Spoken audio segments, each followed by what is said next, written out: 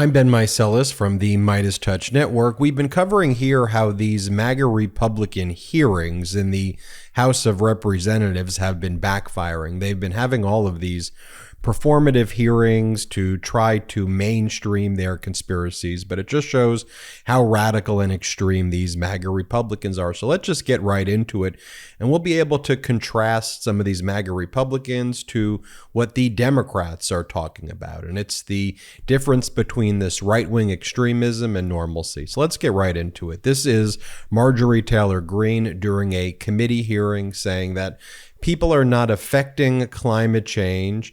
Are you going to tell me that back in the Ice Age, how much money were people paying in taxes back in the Ice Age? What? Play the clip. People are not affecting climate change. You're going to tell me that back in the Ice Age, how much taxes did people pay and how many changes did governments make to melt the ice? The climate is going to continue to change. And there is no reason to just open up our borders and allow everyone in and continue to funnel over $50 billion or however many billions of dollars or trillions of dollars to foreign countries all over the world simply because they don't like the climate change.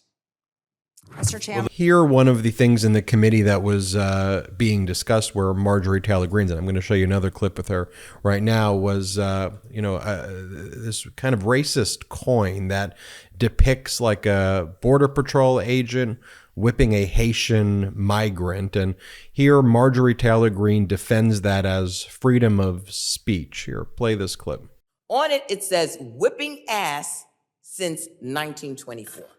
On the other side, it says, Horse Patrol Unit, reflecting allegations for years. There you see a U.S. Border Patrol agent with a whip in his hand, whipping a Haitian migrant. I'd like to remind everyone on this committee that we swore an oath to uphold the Constitution, and that includes the freedom of speech. And so if anyone makes a coin that is offensive to you, then it may be offensive, but it's also someone's freedom of speech to make that coin. And everyone has admitted here that they don't know if it's an official coin. No one knows it's an official coin. As a matter of fact, you're admitting it's not an official coin, not official. So we could talk about things that offend everyone. I could pull up my Twitter comments and talk about how offensive the speech in my Twitter comments are, and I could make a poster and show it to you all and talk all about it all day long. But as far as a coin that is not an official coin, and we're talking about taking legislative action on the Homeland Committee on an unofficial coin because it's offensive is absurd. It's absolutely. To the gentlelady's point, this is not about freedom of speech. In that uniform, there is a code of conduct, ma'am. And here you have a Democratic member of Congress saying, are you laughing at this? Because Marjorie Taylor Greene started laughing when they were talking about this depiction of a Border Patrol agent whipping the Haitian migrant as depicted on this coin. And then Marjorie Taylor Greene, you'll see, she goes, oh, I was just laughing at something else. I mean, truly sick and deranged stuff. Here, play this clip. It was shocking to depict someone on a horse with a whip, whipping a human being, and that's funny. That engenders giggles. That's funny. People being whipped. Wow. Wow. Thank you. There is no one on this committee that thinks whipping people is a laughing matter. I was laughing about something completely unrelated. And it is extremely poor behavior of people on this committee to continue to attack my character for political points, likely for campaign ads. Then going to another committee hearing that Marjorie Taylor Greene was at here. Don't worry, I'm not just going to show you Marjorie Taylor Greene clips, but I want to build this contrast and show you like what these MAGA Republicans are doing. And Marjorie Taylor Greene's one of the leaders of the MAGA Republican Party, so we got to show you that. And then we'll compare it to some of what the things that the Democrats said during these committee hearings. But here is Marjorie Taylor Greene attacking the leader of the one of the biggest teachers unions, Randy Weingarten. And Marjorie Taylor Greene is basically saying to Miss Weingarten that she's not a real mother. I mean, it's some of the most disgusting things, because she adopted a child through her marriage. That doesn't make her a real mother. Here, play this clip. Miss Weingarten, are you a medical doctor? I am not. Are you a mother? I am a mother by marriage. By marriage, I see. And my wife is here with me, so I'm really glad that she's here. Rabbi Sharon Klein. Miss CDC as not a medical doctor, not a biological mother, and really not a teacher either. So what you did is you advised the CDC. Mr. Chairman, that's a Excuse me, this is my time. People like you need to admit that you're just a political activist, not a teacher, not a mother, and not a medical doctor. Gentlelady's time is expired. I now recognize Mr. Jordan from Ohio for 5 minutes. Point of order, Mr. Chairman. I just want to make note that the decorum of the attacks on the witness were unacceptable, that the gentlelady from Georgia just did. And so it'd be nice if we didn't attack the witnesses, particularly whether and making a decision about whether or not she's a mother. You are a mother. Thank you for being a great parent. Thank you.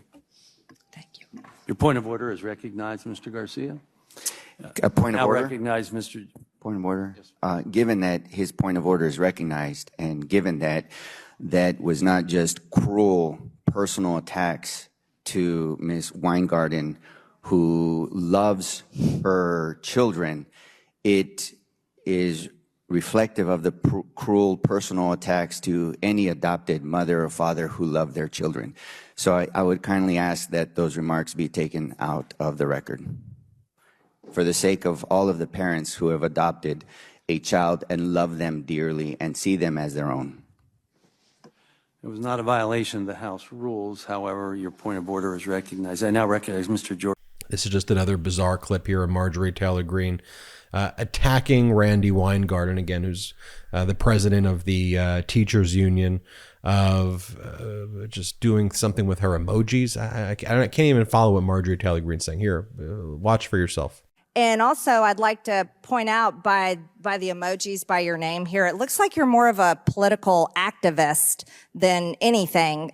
Clearly, unfortunately, you think Ukraine comes before the United States. I'm not sure what the black flex is. I mean, is that digital blackface? But congratulations on graduating from school.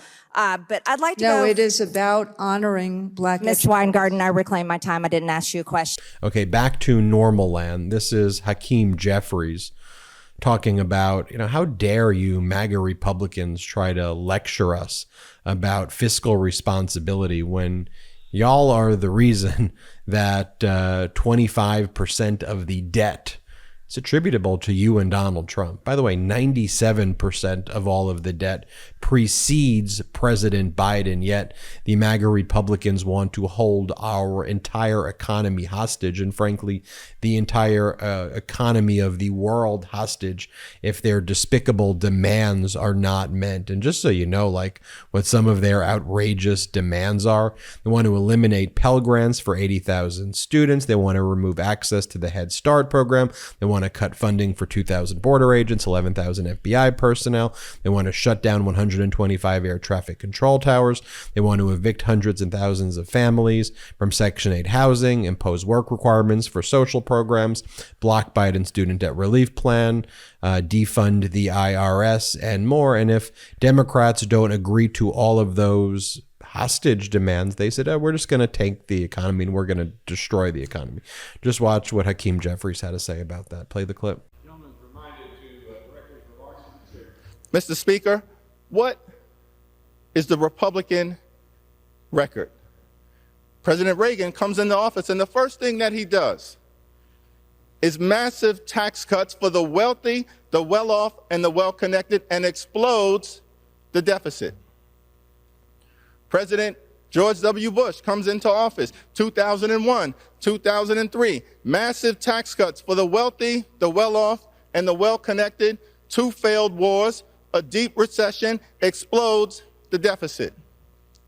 President Trump comes into office. First thing he does in 2017, massive tax cuts for the wealthy, the well-off, and the well-connected. The GOP tax scam. 83% of the benefits going to the wealthiest 1% in America, explodes the deficits. How dare you lecture America about fiscal responsibility when the record shows that Democrats are the party of job creation and reducing deficits, and Republicans are the party of tax cuts for the wealthy, the well-off, and the well-connected, and exploding the deficit. So we're not going to stand here and allow you to lecture us about fiscal responsibility. What this is an effort to try to extract deep, painful cuts on everyday Americans. And now let's take a quick break to talk about our next partner, Hold On. Plastic. It's everywhere. It's everywhere we look, and not enough is being done about it. 100 billion plastic bags are used and then thrown away every year. Yeah, that plastic bag you see in the gutter or floating in a stream or washed up on the beach, multiply that by 100 billion. Yikes. Am I right? But there's a better way, and it could start with a better bag. Hold On is a company born from the idea that there must be a better way to go about our daily chores. Now, trash bags and kitchen bags, they're necessary staples, but do they need to be 100% plastic? 100% no! Hold On trash and kitchen bags are heavy-duty, plant-based, non-toxic, and 100% home compostable, which means they break down in weeks, not decades, without filling up our landfills or polluting our oceans. Hold On wants to be part of the growing movement away from single-use plastics, which, if you ask most experts, is the single worst kind of plastic. At every stage, production, disposal, decomposition, plastic bags are doing harm to our earth, our water, and even our bodies. Hold On is absolutely amazing. 1, they're a woman-owned, woman-founded company. 2, the Hold On bags are incredibly durable and sleek. It's so good to know that what I'm using is plant-based, non-toxic, and 100% home compostable. To shop plant-based bags and replace single-use plastics all over your home, visit holdonbags.com/Meidas or enter Meidas at checkout to save 20% off your order. Sustainability has never been more simple. That's HOLDON bags.com/Meidas, MEIDAS, or enter Meidas to receive 20% off your order. Small things can lead to lasting change if we stop and say, hold on. Thank you, Hold On, for sponsoring this episode. This was a compelling moment as well during one of the Senate committee hearings. Amanda Zurowski, who's the lead plaintiff in the emergency abortion access lawsuit against the state of Texas, shares her personal experience, even though Senators Cruz and Cornyn were not present. They were too cowardly to show up. Watch what she has to say. And I wanted to address my senators, Cruz and Cornyn, who neither of whom regrettably are in the room right now.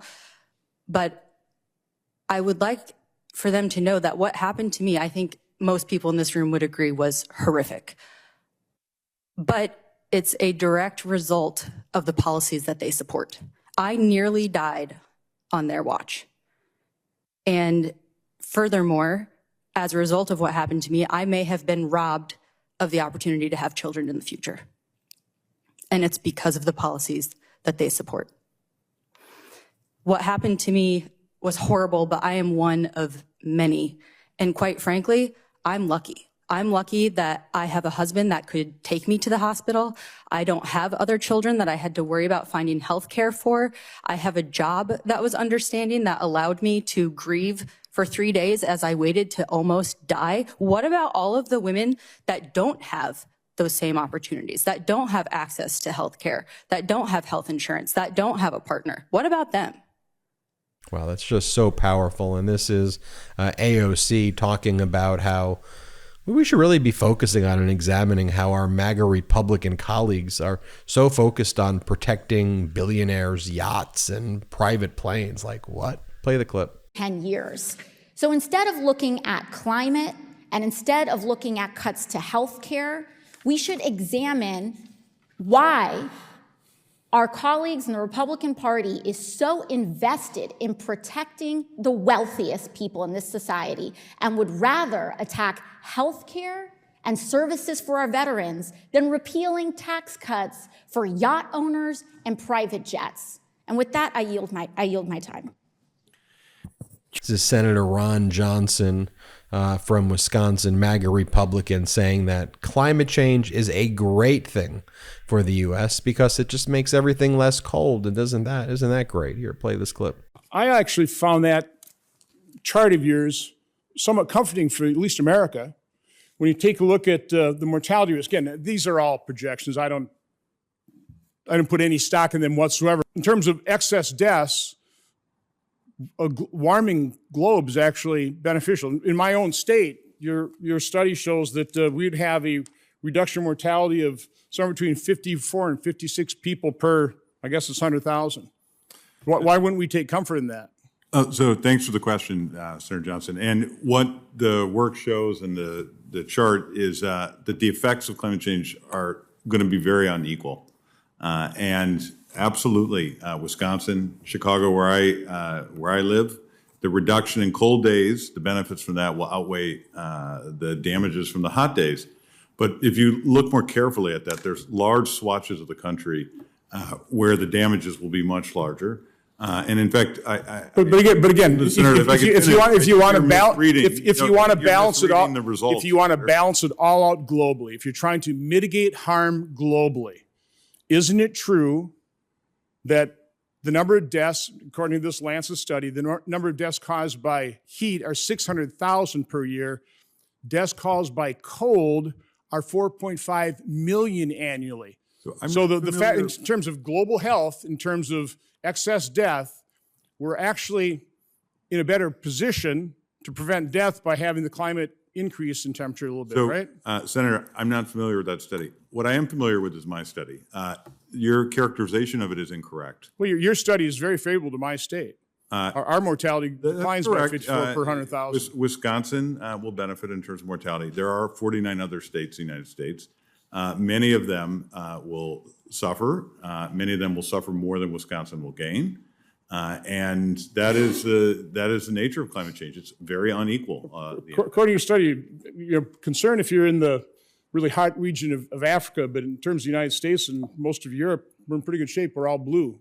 We have reduced risk of death. This next clip I'm going to show you is actually posted on the House Judiciary GOP Twitter handle. Like, this is what they are promoting about themselves. This isn't like me even highlighting it. I'm going to show you the clip, but this is what the MAGA Republicans are promoting. And this is what they say in the tweet. It says, Americans are tired of experts, right? And the whole thing is how all the experts don't know what they're talking about, right? It's like, why listen to experts when you can get your medical advice from Jim Jordan and the House Republicans? Play the clip. You know what Americans can't stand? You know what they can't stand about this town?